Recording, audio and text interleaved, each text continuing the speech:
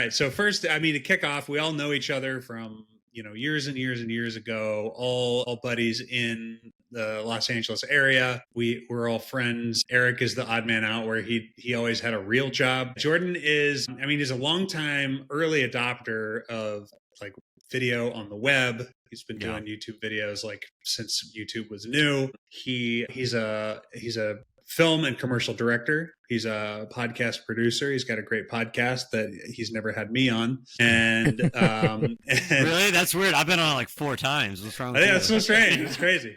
He works in branding and storytelling, and he's hilarious and unconventional, and he is a dad who is subject to heinous amounts of repeat viewing of children's material. And today, what are we doing? Jordan, you're the guest. You get to pick. Yeah.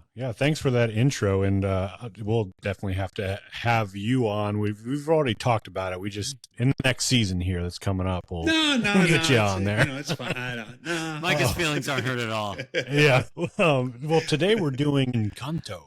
Yes. Yeah, so to tee this one up, when I asked Jordan about being on the podcast, I was like, all right, here's some movies that, we would do and some potential ideas. I was asking for like, what options could we do? And you responded back to me, for kids options, I'd be down for something like Sandlot, Wizard of Oz, interesting stories, good stories.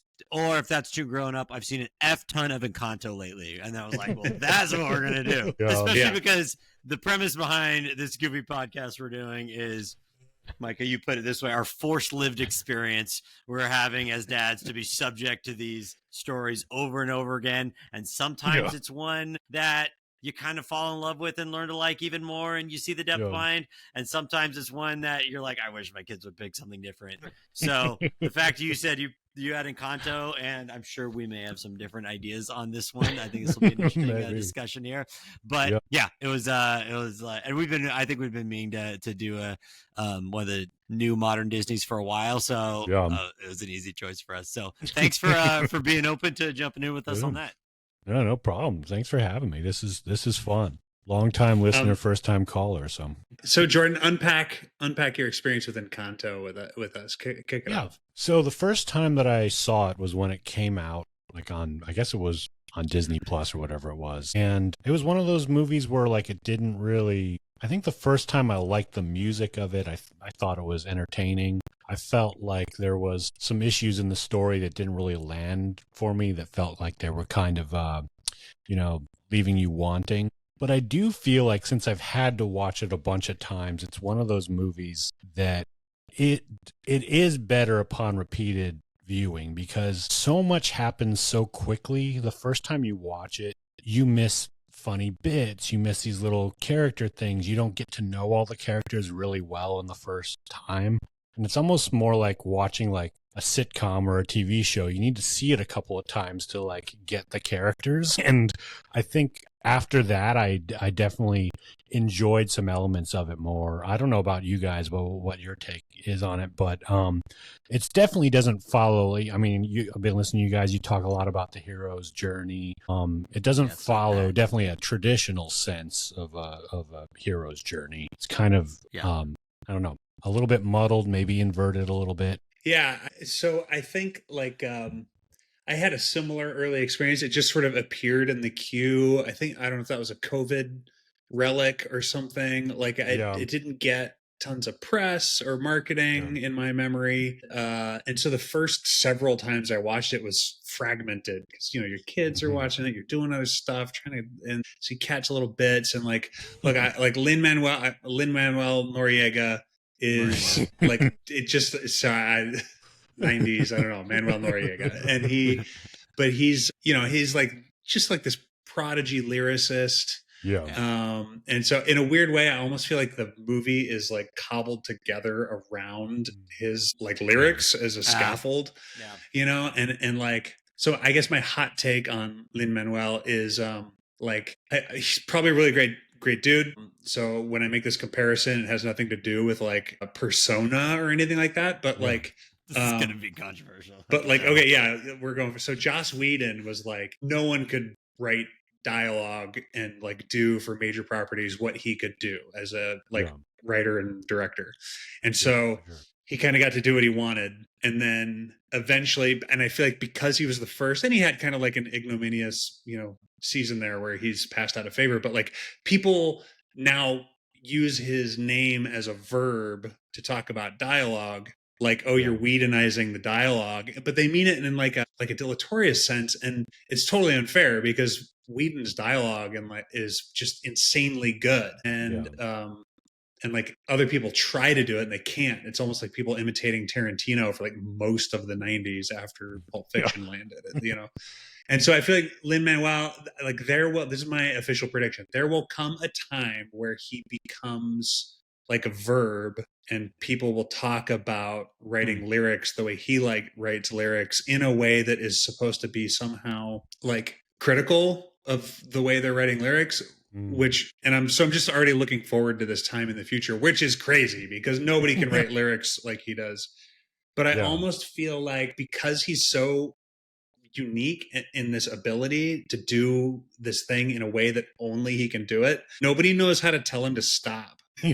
Like it's like Moana was like the sweet spot where I feel like he Moana's came in definitely under, a sweet spot of his. Yeah, like he came in under another song supervisor that was like, hey, maybe talk a little slower, like maybe just a little less frenetic, like madness. And in this one, part of why I have to watch it so many times is because I can't understand a freaking thing they're saying in like the first 3 songs. The fast talking singing is on display in this one. It's like they took the rap version of "You're Welcome" from Moana, and it's like, what if we just did that for like a whole movie? What if that was the first half of the music? I will say, I think he shines more. I think he shines more in this Disney medium than making theater kids rap. I know Hamilton is beloved and it's well written, all this stuff, but I couldn't get behind the rapping in that, and that's where it just like it disconnected for me. Even though I liked the story and the show and stuff, but I always just kind of felt like a little bit uncomfortable at the rapping. I gotta agree. Like Hamilton, again, more hot takes. Like, okay, it's great. Like I just get the sense that it's like like one of those kids that didn't grow up in the hood, but like wishes they grew up in the hood, saw the Got Milk commercial by Michael Bay and was like, yeah, but what if? And So you have found it's one that kind of grows on you over time. Do you think that's a little bit like Stockholm syndrome, or do you think, or do you think you found merit in it? I think the merit that I find in it is there's some themes in there that kind of resonate in terms of like kind of knowing families and people that might be kind of what you would say like prominent in their community or looked up to as as maybe an idol or as people that have matriarch of the family. But things kind of actually, if you kind of know what's going on in their inner lives, their stuff kind of crumbling behind the scenes, but they put on this face like everything is okay, and the idea of like, well, it would be a lot better and things wouldn't keep growing and getting worse if some of this stuff is just thrown out in the open and people see that you have flaws and that you're human and that kind of thing. I think that, to me at least, is the theme that I pull from the movie that has like some merit and a message to take away from it. I think like I definitely see that in there. I also like the critical part of me wants to go to like, oh, this is like just sort of a weepy, incestuous story about a bunch of self-serving elites that like think that the world can't live without them, and like so that's like there are people like that though that I've known over the years where it's the whole universe revolves around them. So. But then there are places where like it's sort of the universe literally does, like as self-serving or arrogant as it may seem, like there are some people where it's like, no, you really are kind of the linchpin of this place. But you know what? This isn't in my notes. It just occurred to me in the spot is like it's a little bit like the cherry orchard. like Chekhov's play for anyone out there. I don't know if anyone reads Chekhov anymore, but like this aristocratic family that their own internal cancer actually, and it's also the woes of sort of what's going on in Russia, but like the collapse of their family collapses the community. Like it's like the passing of an era. So this is sort of like the, you know, the South American, you know, happy version of the cherry orchard in a weird way. That's interesting. Yeah. So let me jump in because like Micah, I know you're not a fan of Encanto. Well, no, you're cooking up some, you know, don't. you're trying to be nice and connect to it. And like I'm pretty middling on this one. Like it's fine. It's not my favorite. It's one of the very kind of modern Disney. I think we talk a lot about stories from like hero's journey, like Jordan was saying, and these timeless biblical scriptural principles. That's not the source material this story is coming from. And as our podcast's marriage and family therapist, Encanto is a big kind of self-important family therapy session. Like the whole thing is exactly. Family, that's the right way to put it. The family coming together, trying to do all this. And I on one hand resonate with it because like, okay, this is the lens I view things through. On the other hand, these stories coming from like deep timeless principles, when I watch this, I have to like let go of that hope and expectation for what I want these like timeless stories for my kids to be about, because for sure, it very much is like Mirabelle doesn't really resonate for me because I didn't really grow up as like that placater, self-sacrifice. I pour out for everyone else. I don't want to upset the apple cart, and the whole family is very focused on their appearances, and Abuela is trying to protect all that, and she's kind of the one to serve everything, and her journey is ultimately being able to like. People who have that personality really struggle to look at themselves and ask for what they need because they're so busy bending over backwards and pursuing other people. And we all know people like that. And all the people I know like that love Mirabelle and love this story. So it really resonates for them. So I feel like what Encanto does is it goes from it's not really Encanto. It's this whole phase of Disney. It goes from telling these big timeless stories where everyone can see themselves in Simba's journey in The Lion King to like, this is someone, and I suspect like the writer, the script. I don't know enough about like the specific production development of this, but the writer, the director, someone's working out their stuff in the way they're writing this story. Like, it definitely feels that way. I mean, I think too, like in terms of the hero's journey, like the arc is either maybe the family as a whole or the you know the grandmother, and I feel like it almost kind of comes too easily the change for her. Yeah, definitely. 110%. That's my big critique. It's so aggravating. Like the climax of the movie is a nice little talk by the river. Like, get out of here. Yeah. Sorry. The light bulb goes off. Oh my gosh, I didn't realize all these things, and then all of a sudden. Yeah. Sorry, John. The cutaways about that. Well, I was saying like the movie is very beautiful the way it's put together, and some of those like the cutaways to the flashbacks and stuff, like where the story kind of breathes a little. Like I feel like I wish there was more of that in the movie because those moments are really nice, but the rest of it just moves so quickly. And there's some funny acting, quote unquote, by the animated characters. They're very expressive, and they look and feel like people you've seen and know in your life, which I feel they did that really well. But they're going for the personal connection in this one. Like, I resonate with this character. I identify with this person or this person. That is all over this. Yeah. It's like a Like, church Enneagram presentation. It feels like each of the like you go to each of the doors. Like, are you doing a personality test on all of these? Which madrigal are you? Yeah, I got to agree. The animation, the character design, like it's neat. They're not anthropomorphized animals, and yet like each character is completely unique. They're as unique as if they were like a koala and a hippo, and they've got great designs. The animation, like you were saying, the physical acting and like the dance choreography and the colors, like they really dug into that world. Like it is insanely beautiful, and the way that they anthropomorphize the house is awesome. Yeah. It's as a story element, I still think it's like undercooked, and The like house the as a thing, character.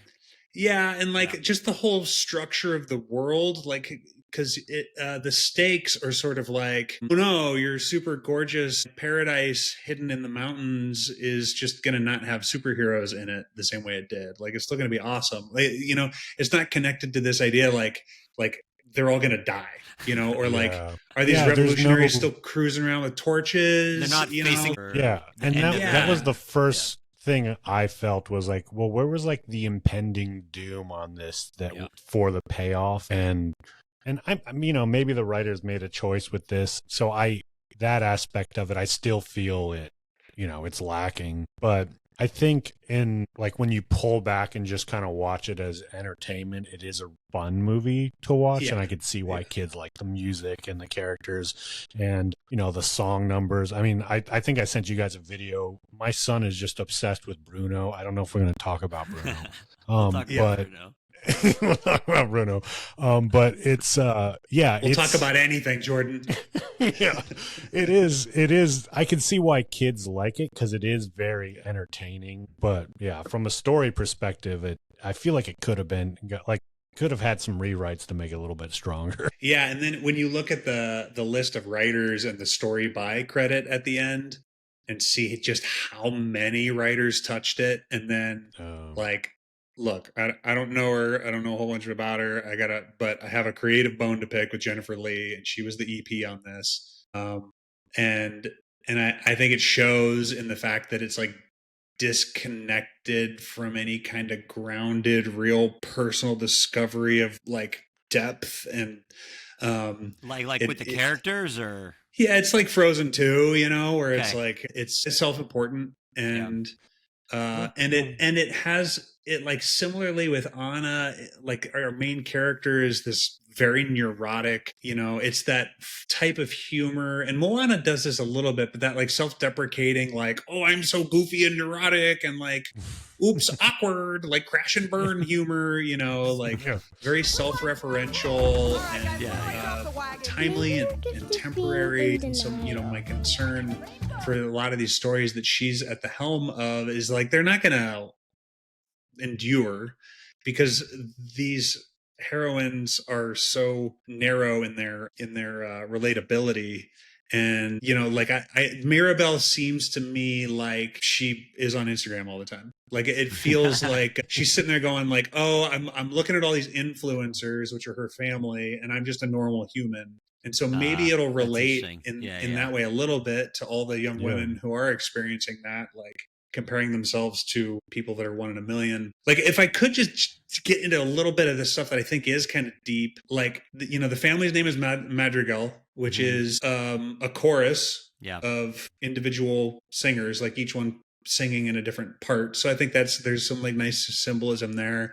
And then Mirabelle is, you know, it's got Mira in it. It's like to see beauty. And so then she also, you know, she has glasses. Her glasses happen to be the same color as Bruno's kind of like character color. Yeah. So you get this like hint of like, so if he's a prophet, like she also has this ability to like a little bit like Cassandra, like she can kind of see what's broken in the world and no one believes her. So like there's like, and this is what kind of bums me out. It's like for the first half of the movie, there's like this thing brewing where like she's got this prophet quality. She's stepping in to right, you know, what's rotten in the structure of this community. Like there's something at the heart of it that's rotten. And then like the big bummer is that like what's rotten is that grandma just needs to chill out a little bit. And like, and so just like all the air comes out of it. Like she goes and meets Bruno and it's like dark and dramatic and stormy and crazy. And then it's just sort of like, oh, you know, but it's cool. It's fine. We just need to hug it out, guys. And So let me jump in there and speak for my people, because us therapists, gosh, therapists love this movie.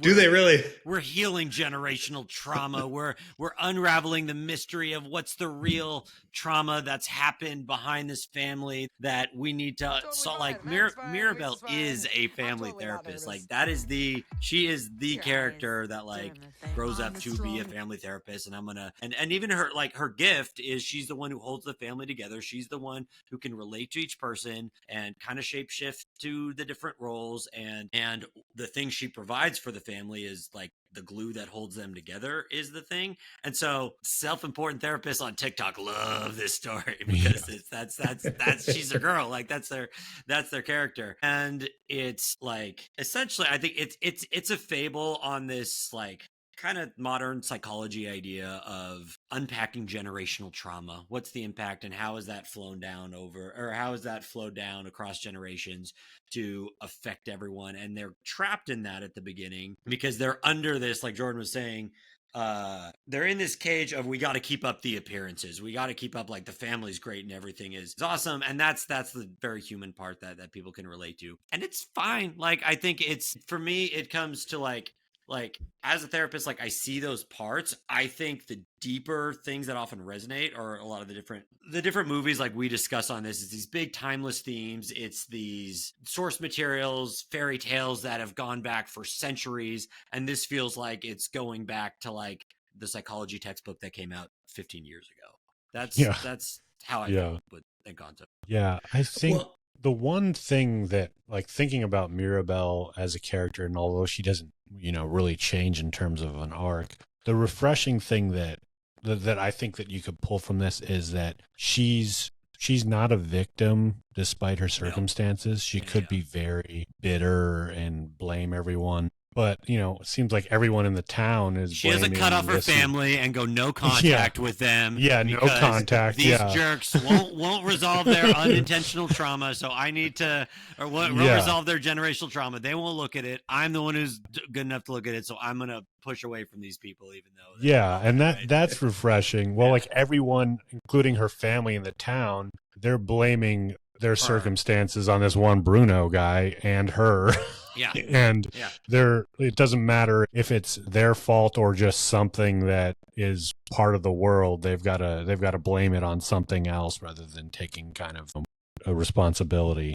Yeah. So those two kind of things, I guess, are good takeaways and kind of refreshing this day and age. And like, there's this kind of, I don't know, that kind of theme of nothing's anybody's fault, which we're all flawed, but we got to improve our flaws and take responsibility for our actions. Everyone's got their baggage. Everyone's got things you've gone through. And I agree. So like, because Mirabelle, like, she's not resentful in spite of her circumstances. I mean, she struggles with frustrations about it. She's kind of, Mike, I thought went back to when we did Cinderella, and she's trying to do the princess thing, like trying to be graceful in the face of all this stuff.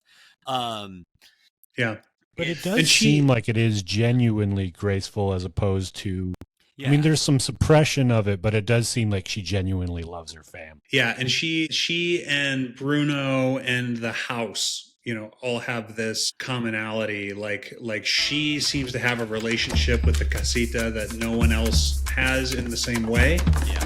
Like, obviously the house is a character and it's magical and it interacts with everybody, but it seems to like be her personal friend, like really look out for her. Which, and, Micah, I thought when I watched that, is that akin to, we talked about the princess has the they always have an animal companion. They have an animal companion. They're in tune with nature. Yeah, that's good, kind of dude. I think you are right on track with that. Like, I think that your princess needs to have some kind of connection with the natural world that is unique compared to the other characters. And then Bruno so if rather than nature, it's the house, which is, the house represents the family, the house is society and community. So she's in tune with that. And the house in this, I think, it represents like the entire generational structure of their community. Yeah. And then Bruno lives in the walls. And so that kind of ties the three of them together. One thing that's funny that I wanted to point out is it is apparent that like there are nothing but impotent, ineffectual men throughout this whole thing. Like, there's not a single one that's really worth a damn.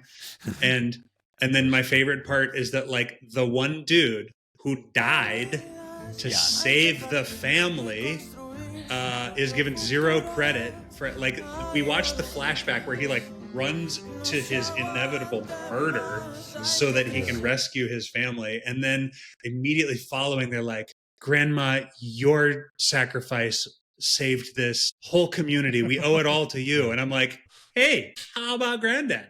Like, Granddad. You know, he didn't do anything. All he did was die. Come on. Put the candle in the window. At first it's like, well, maybe he's the fire and the candles somehow, or maybe he's like the casita or something. But then they show that like, no, actually the fire and the candle and the casita is just grandma, like her wailing and her sorrow and all of that is well, like, so that's when the candle turns magic, not when he makes that sacrifice. The symbolism of the miracle, I'm still trying to figure that out, because the miracle, the candle, like she went through this traumatic experience of seeing him killed and then having to carry on as a single mom raising the family, and then they get this superpowers from that. What's the connection there? What's symbolically? Do you make anything of that? I don't know. I mean, they keep calling it the blessing. I'm trying to. It's kind of a miracle in a way. A miracle, right? Yeah, and we were given this miracle. But they talk about how it was like it blessed their house and stuff, but yet they're kind of flaunting this blessing as, isn't it so great? Almost like, like Pharisees in a way or something.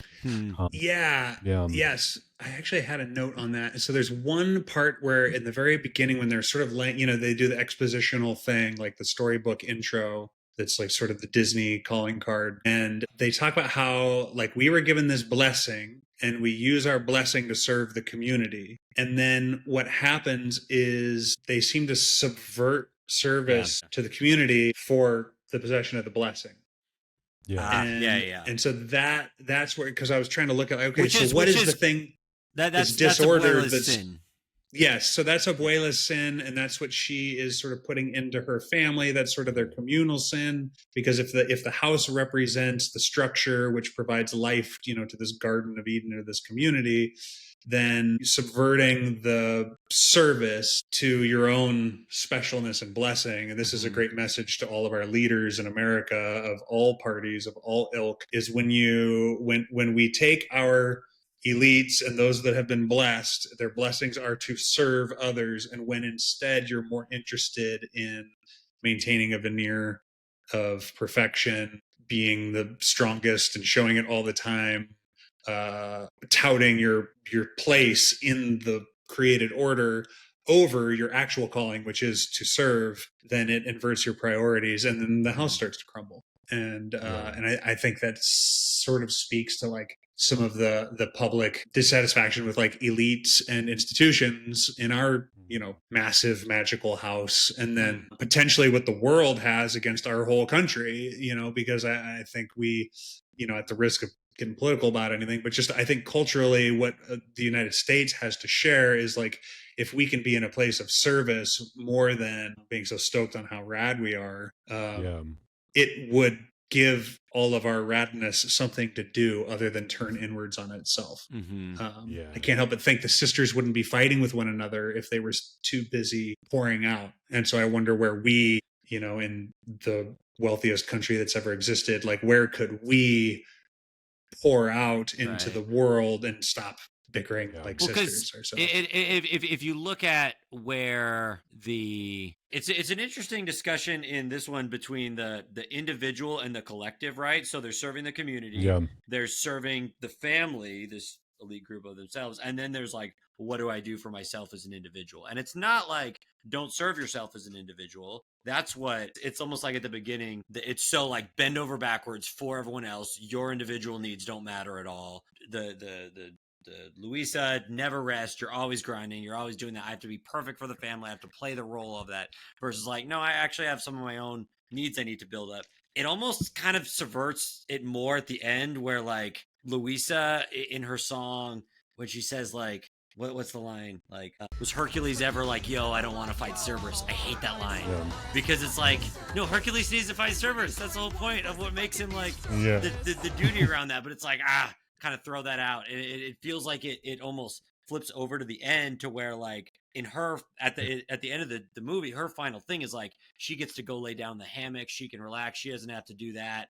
The Isabella she's not making roses anymore. She makes whatever kind of wacky flower she wants and kind of throws all that out the window, which on one hand, fine, you're breaking out of like the confined box you've been in. At the same time, like, do you get what I'm saying? It's this very like all or nothing thing there. Sure. I think it just rhymed with surface.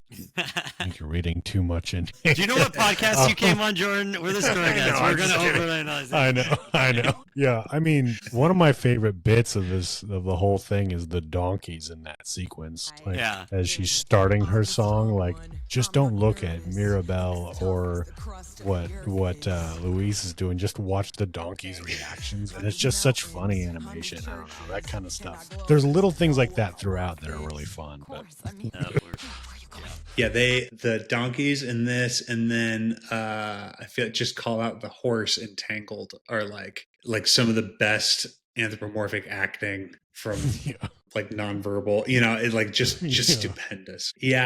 So what else about this movie? So I think if I can do a little psychology analysis of a lot of the characters, because to me what just jumps off the page is like I feel like you're taking I go back to like grad school and some of the things we learned about of like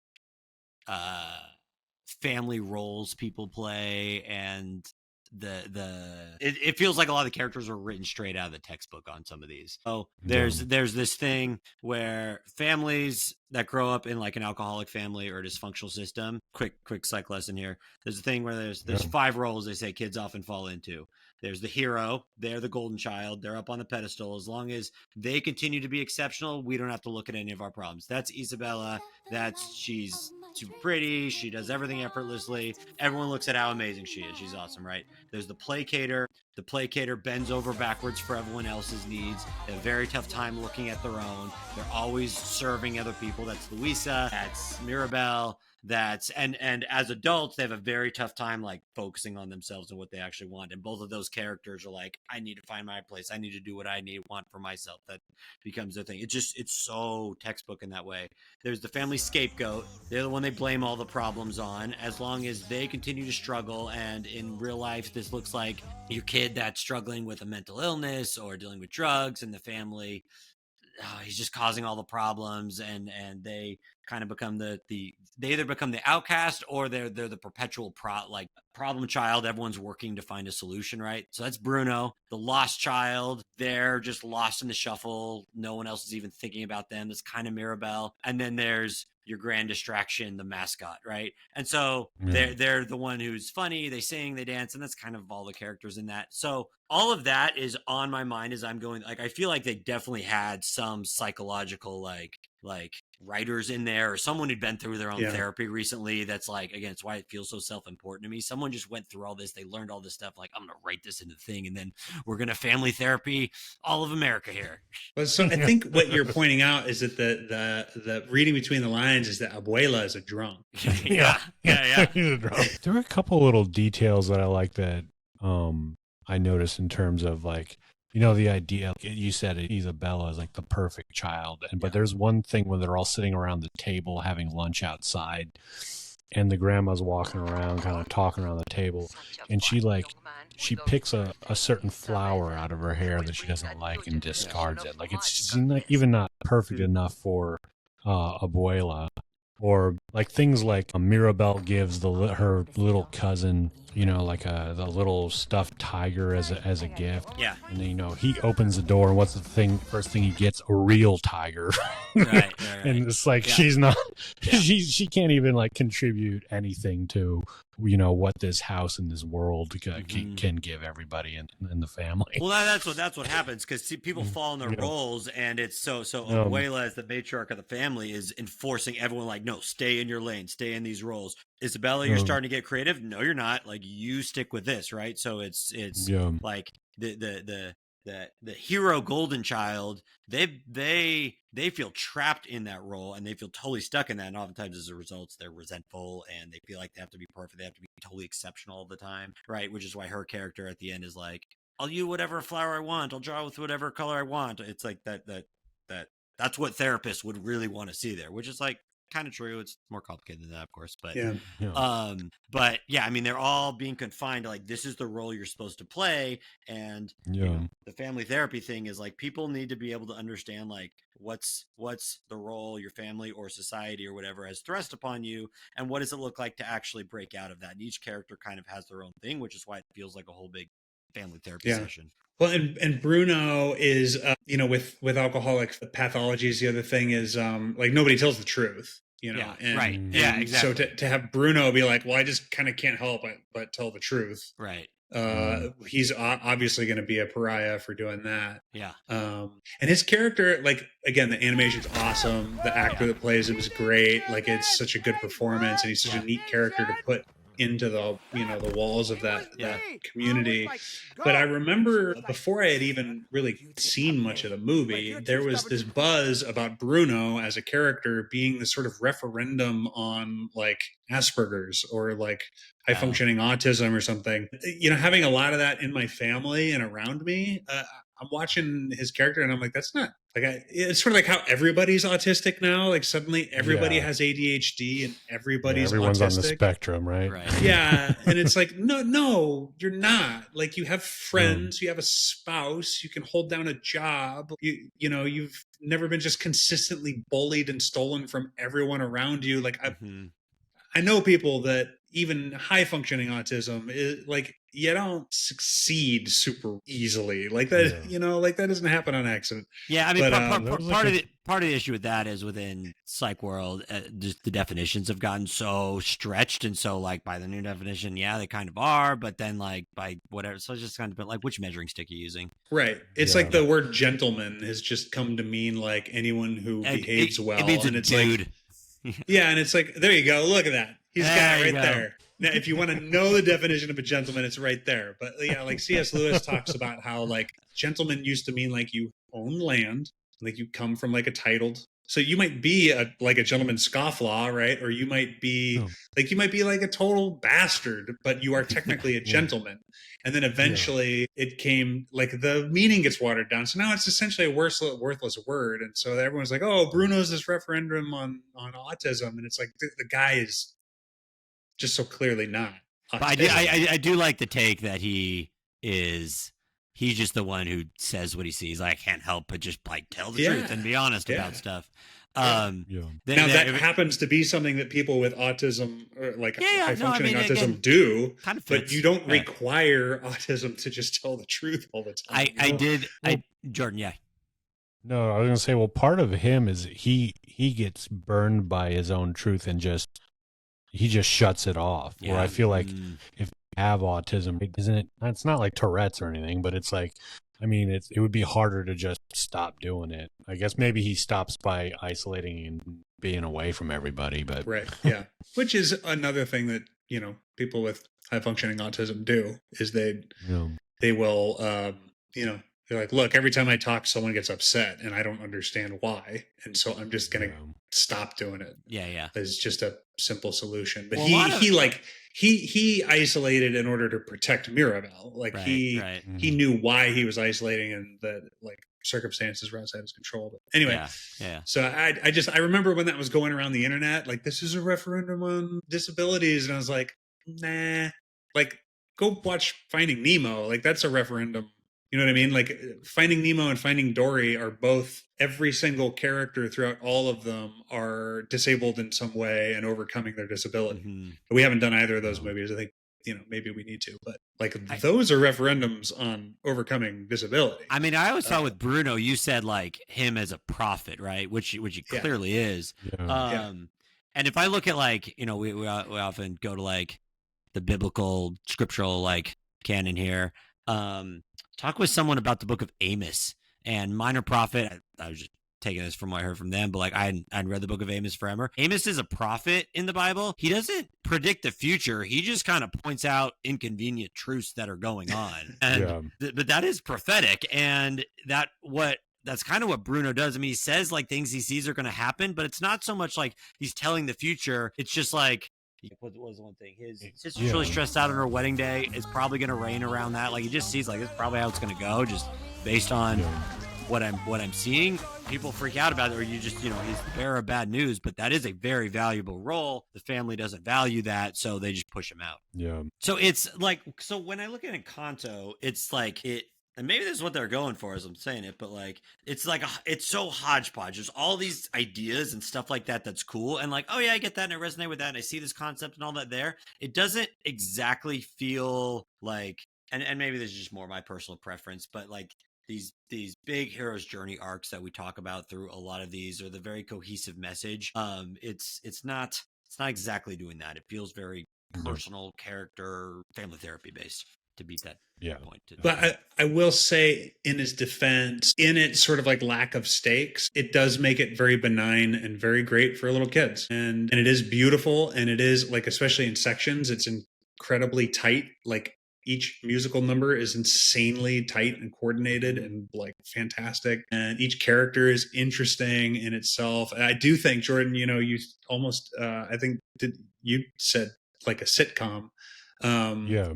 And like, it would actually make an awesome series. Like, it would be a great, like a family drama series, like Encanto as Arrested Development or something, like watch this like broken, dysfunctional family figure things out. But yeah, it's like a manic any closing thoughts, Jordan? You want to land the plane? Sorry, I stepped on you. No, I was saying it's like a manic Royal Tannenbaums. yeah, totally. And I think. Yeah, go ahead. No, Jordan. I didn't know where I was going, so you can go ahead. Yeah, I got it. I think this might be a recency thing, but Micah, I do feel like this kind of steps on the toes of your theory that like when kids rewatch something over and over again, it's because there's something that really resonates with that. This one had an incredible play. The songs were everywhere. Kids were listening to it like crazy. Jordan's kids are watching it like over and over. We haven't had a run like that quite in our house, but there was a stretch when it was on a lot, and I don't know. Does this break the mold of that one for you? Do you think? Is this the exception to that rule? No, your kids just are lame. Okay. And mine are like have it dialed in. So that's all. Yeah, like you're such a jerk. Yeah. It's like I was thinking about this. Yeah, sure. No, I wasn't going to say anything deep. I was going to say it's like the genie from Aladdin's character. It's like everything is that character all the way through until there's kind of a little bit of a break. It's just so packed with so much stuff, and that's probably why kids like watching it so much. Yeah. Yeah. The entertainment, entertainment value is like just high. There's so much stuff to like, songs and colors and dances and different characters, and everyone's got someone to resonate with, and it's just thrown at you so quick. Yeah. All right. Well, guys, my little girl is going to get off the bus in just a minute, and I got to go get her because I sent my wife to go get a massage because, no big deal. Just an amazing husband and father. Micah just dad flexing over here as we wrap it up. Just maybe I'll make dinner. Who knows? Yeah. Just steam clean the floors, maybe. All right, so I'll let you guys land the plane. I gotta dip and go get this little girl. Okay.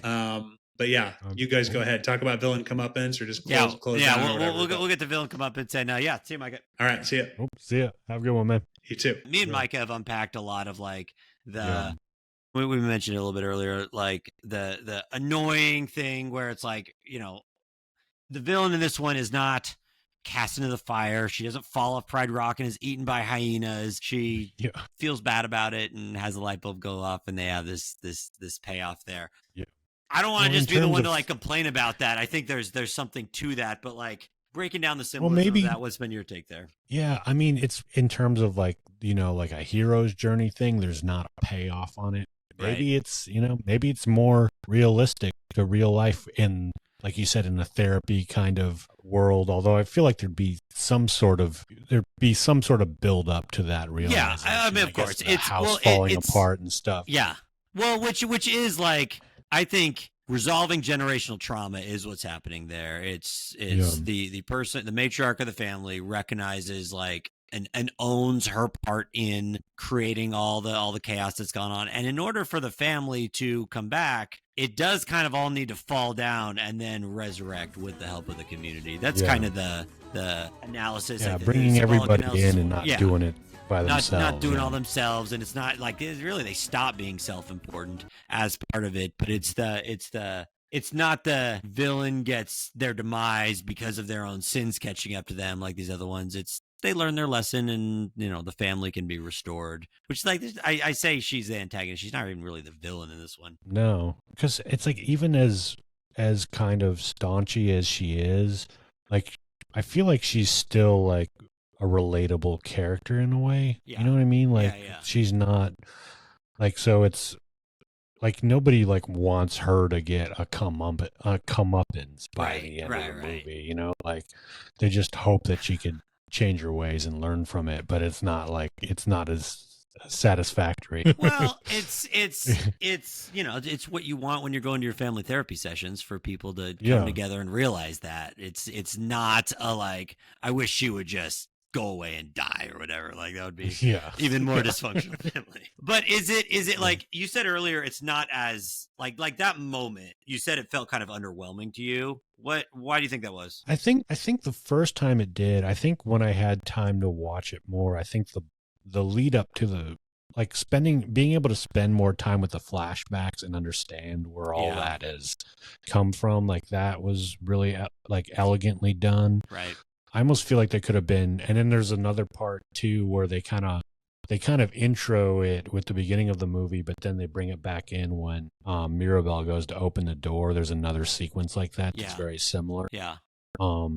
Where I feel like maybe if they had a couple more moments like that, then I think that would feel like there's more of a payoff there.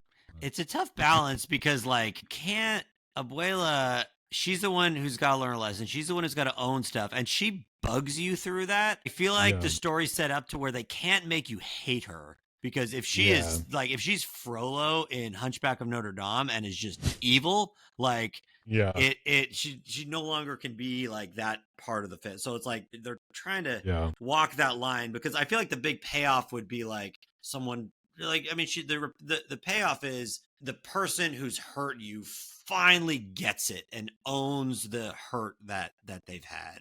And oftentimes that is how people feel kind of around their family members. And so, for what it is, it does a good job. Maybe it's realistic, but not as interesting in a story form. Sure. Well, and like they have to do it as a story too. Like, when that actually happens, like in a therapy process, it's drawn out over years and months, and there's breakthrough moments, but it's usually not like oh my gosh, this light bulb goes off and then everything falls into place. But that's how like a good story has to be told and has to end. So it can kind of feel disjointed for me, but it's like there is deep metaphorical stuff happening. So like, as much as we'll kind of, it may not exactly be my cup of tea, like I acknowledge the good things that are there. Yeah, for sure. And it's like, none of these movies are going to be perfect, but I think there are some good takeaways from it. Mm-hmm. I think that mostly kids are just going to watch it for the dance numbers. I don't know that it's something that a kid is really going to pull a lot from in terms of lessons until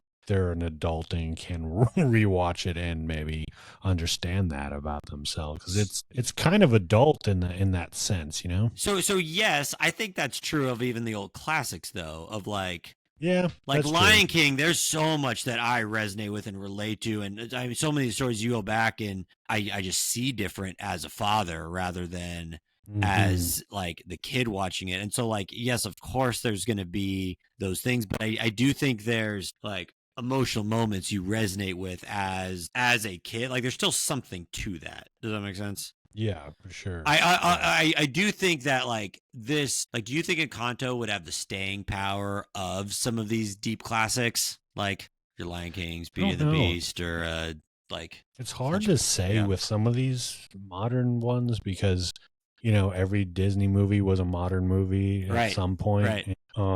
I mean, as Frozen is an okay movie, but here, what are we, like 12 years into it? And my son likes that movie and watches it a bunch. Right. And like, I think when it came out, I didn't think that this will be around for a while. So it's hard to say. Yeah, no, I mean, Frozen has some legit staying power. We did our episode on Frozen. I think there's a lot more kind of deep resonant stuff than people often. Everyone gets bogged down on Frozen, on you don't need a man narrative, which I think is overblown in there. I don't think it's kind of there, but it's not. Go listen to our episode on Frozen. We talk about that then. Yeah. I think at some point you could look for a devil under every, rock or something when it comes to, especially if you're looking at it critically as a parent and what does this mean for my kids. But I think a lot of the time, some of that stuff is blown out of proportion. Yeah, definitely. And you can tell if it's blown out of proportion by, like, it's however many years later. What's the things you really kind of think of and remember about it, and the things that, like, whether it's a song, and then sometimes it's a message, sometimes it's the feeling you got. Jeez, it rips my heart out every time Mufasa dies and I have to see Simba try to, like, wake him up. It's that stuff. Yeah. And Encanto's got its part. I mean, I know people love this movie and really resonate with that. So not knocking that. And if you love Encanto, great. Tell us why our takes are shallow or what I'm missing. I also recognize a lot of these movies, like, it's not made for you. It's not made for me as the dad in that, or like each character isn't necessarily gonna resonate with you. So yeah, I do. I'm trying to think too of, like, in recent Disney movies where there is like a strong male character. Yeah, they haven't done it for a long time. Because I have I mean, was Luca Disney? Was that one? It was Pixar. It was Pixar. Yeah. Pixar. Okay. Yeah.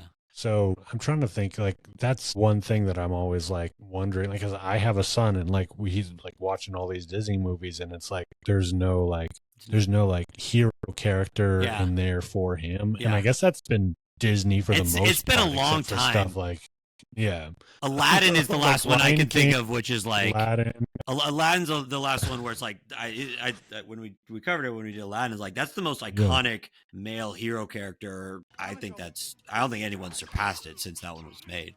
And great character, great story. Which like it's I think people are looking for that and trying to figure out how do we do that in 2025. We haven't quite figured that out yet. Yeah, but I mean Disney has a track record of, like, it's not like if they came out with one, and I know everybody would probably crap on it. Not everybody, right. A certain group of people would crap on it and they'd be the loudest. Well, I know exactly, and that's why we like just unpacking these stories in this way, because there's so much noise online, like this character is coded for this thing, or this character is making a statement about this. I'm like, just what's the story? What's the messaging? What's the stuff that, like, surpasses all that other, just, like, to me, it's just noise. It's totally uninteresting to me. And I think when you do movies that are heavy messaging like that, I tune out. I think my kids tune out as well. Maybe I'm sure there's some fun stuff that they're interested in, but I think it loses all staying power around that. Yeah. You got to do it subtly too. If there's some sort of idea you want to convey, you can't just, lay it all out and then make it preachy. Because people just tune out to that. Well, I think those ideas, when they're done best, they are emergent. They just kind of come out because, like, you're telling, like, when we did Wreck-It Ralph, it's about opposing forces learning to work with each other, and it's not beating you over the head with opposing forces learning to work with each other. It's the way the characters develop and show up over time. And Ralph and Felix's story, like, it just happens, and it's brilliant in that one, the way it resonates. So but I don't, like, because when I watch it, I don't look at that being like someone had the idea of, like, we need to figure out how to get opposing sides to get along. You guys get along in this. Like, it doesn't, and if it does have that, like, it's just gonna be bad storytelling. I think that's also, like, one of the problems with, it's one of the problems with some Hollywood movies and TV shows, but also the problem with like some more faith-based movies. Like, they might be some of the biggest, like, culprits of it. Particularly, it's got a lot better, but it's it's gotten better. Things like The Chosen are really well done. Yeah. My friend Chad, who we've had on our podcast, produces that, and they've taken a lot of time on writing that and trying to make it subtle but so, I could probably say it now because it's been so long, but stuff like Facing the Giants, I'm like, you don't need that anymore. It doesn't. Well, to me, that stuff always just comes out as, like, it feels like a cash grab. You got your built-in audience for it. You know who's going to do it. The more we lay on the real Jesus-y stuff, the more people are. And it's like, you again, get the labor for free because everyone's a volunteer. Everyone's a volunteer, but it's so uninteresting to me when that happens, right? And because you can tell. To me, it's whether it's your postmodern leftist whatever around that, or it's all the same to me. It's just you're pushing some agenda and your story is uninteresting. Yeah. So, Well, so yeah. What would you give this? Would it be like, should you watch it? Should you not watch it? Would you recommend it? I wouldn't say don't watch it. It's fine. The songs are fun. It'll, be ready for the songs to be on play in your car for a good month or so. Yeah. I don't think it's going to end up being all almost that a timeless year for us. I think we've kind of missed the boat on like releasing this podcast because this movie was like all everyone was talking about, right? If we wanted to ride that wave, we should have released this like 2 years ago. And now 3 years ago, I think. Yeah, but I feel like it was at like its fever pitch or whatever.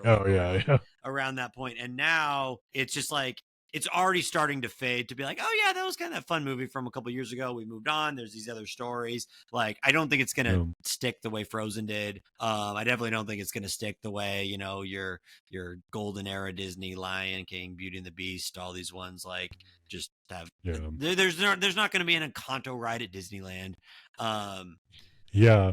Well, it's one of those things where like, I think with some of the older Disney stuff like Lion King, like when you think of the movie, you got a snapshot of the story in your head. Yeah. There's all these different like specific scenes that you remember and instances where like when watching Encanto over the last, I guess like 8 months or so, 8 months to a year, like that was the first time I watched it after seeing it initially before I had, Arthur, and I didn't remember anything other than maybe a couple of the dance numbers, but like I had to see it again to remember what happened and what the movie was about. Yeah, totally. I don't know. It's been fun going through and kind of talking about these, and I think it's sparked a lot of fun conversations. So thanks so much for coming on and being our first guest on a lot of these. We'll get you back next time, and we'll do like a Dad's Night Out movie together, or we'll do something that's not just forcing you to do Encanto again. We did want to get Encanto in, so it kind of worked out perfectly, but a lot of the other suggestions you had would be a ton of fun to break down. So Actually, everyone, before we go check out Jordan's podcast, the Gentleman Scofflaw. He's a ton of fun. How would you describe the Gentleman Scofflaw podcast? Like, I would describe it as like a general men's interest magazine. Okay. I was going to say men's interest, but I worry about it. Yeah, hosted by comedians. I worry that brings up the wrong impression.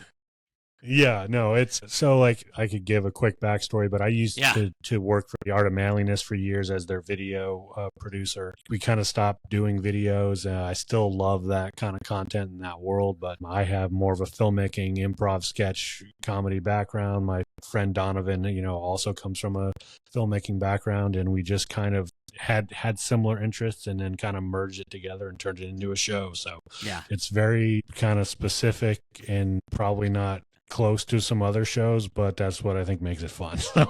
It's a lot of fun, and if you're into some of that type of stuff. But yeah, thanks so much, Jordan. This was a blast. We'll get you on again to do maybe a Dad's Night Out episode next time. And everyone else, I'm Eric. Was Micah, and Jordan Crowder on the StoryDads. We'll see you guys next time. See you.